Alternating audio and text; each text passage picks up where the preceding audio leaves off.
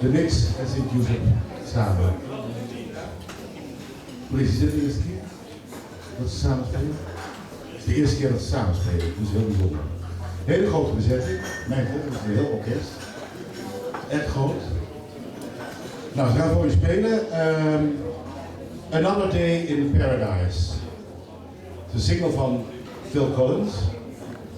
Het is de eerste van zijn album But Seriously uit 1989. Het nummer werd geschreven eigenlijk om aandacht te geven aan de daklozen. Het werd een nummer 1 hit in Amerika. Another Day in Paradise.